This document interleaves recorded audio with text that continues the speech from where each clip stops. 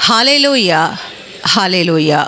परमेश्वर आत्मा है, इसका मतलब यह है कि उसे मनुष्य की तरह कोई शारीरिक स्वरूप नहीं है।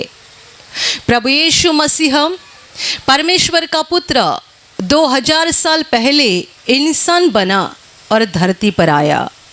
बाइबल कहती है वो इंसान बना और धरती पर आया। 33 साल वो मनुष्य के रूप में धरती पर रहा। धरती पर आने के पीछे मकसद ये था कि मनुष्यों के पापों का दंड खुद उठाकर उसे मनुष्यों को पापों से मुक्ति दिलानी थी। इसलिए जब हम अपने विश्वास को प्रकट करते हैं तब हम ये बोलते हैं कि परमेश्वर इंसान बना। इसका मतलब ये है परमेश्वर इंसान है नहीं, उसके पास हमारे जैसा एक नाशमान शरीर नहीं है। और इसीलिए प्रभु सिखा रहा है कि परमेश्वर आत्मा है और इसीलिए वो हमें अपने आँखों से दिखाई भी नहीं देता है। Hallelujah, hallelujah, hallelujah, hallelujah. जिन बातों को शारीरिक अस्तित्व नहीं है उन बातों को हम अपनी आँखों से देख नहीं सकते हैं।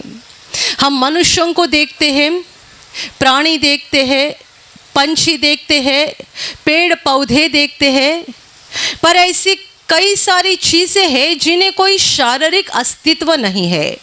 जैसे कि हम हवा को अंदर लेते हैं जो हमें आँखों से दिखाई नहीं देती है, क्योंकि हवा को शारीरिक अस्तित्व नहीं है। Hallelujah, hallelujah. परमेश्वर आत्मा है तो हम अपने दिमाग से या बुद्धि से ये नहीं बता सकते हैं उसके हाथ कितने होंगे, उसकी आँखें कितनी होंगी, उसके पैर कितने होंगे, उसकी ऊंचाई कितनी होगी, वो कितना महाकाय दिखता होगा, क्योंकि उसे कोई शारीरिक अस्तित्व नहीं है। वो आत्मा है और उसी आत्मा से निकला हुआ प्रकाश जो इंसान बना उसे हम उद्धारकर्ता यीशु मसीह बोलते हैं। Hallelujah, hallelujah, hallelujah. परमेश्वर का नाम जो बाइबल में लिखा गया है वो है यहोवा, मतलब है मैं हूँ। परमेश्वर को मूसा ने पूछा था कि तुम्हारा नाम क्या है। परमेश्वर मूसा के साथ बातें करता था पर उसे ये जानना था कि परमेश्वर का नाम क्या है। लोगों को मैं क्या बताऊं कि मुझे किस परमेश्वर ने भेजा है, उसका नाम तो बोलना चाहिए कि मुझे किसने भेजा है। परमेश्वर ने कहा कि मेरा नाम है यहोवा, मतलब मैं हूँ। लोगों को जाकर ये बता कि मैं हूँ, उसने तुम्हारे पास भेजा है।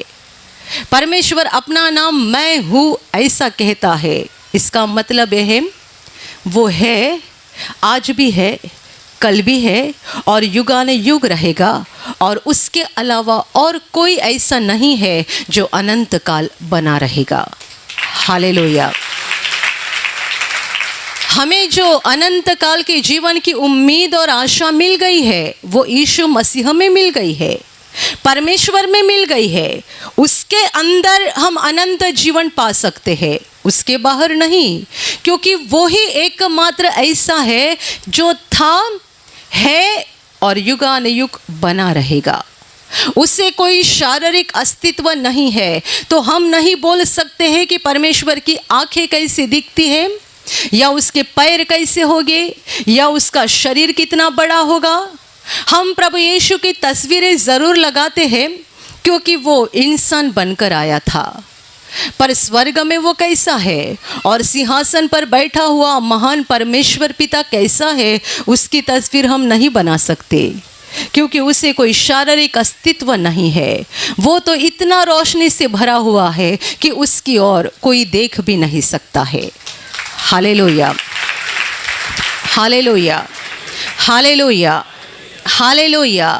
यदि परमेश्वर को शारीरिक अस्तित्व नहीं है तो वो भी चाहता है कि हम शारीरिक चीज़ों के द्वारा उसकी आराधना या उपासना ना करें।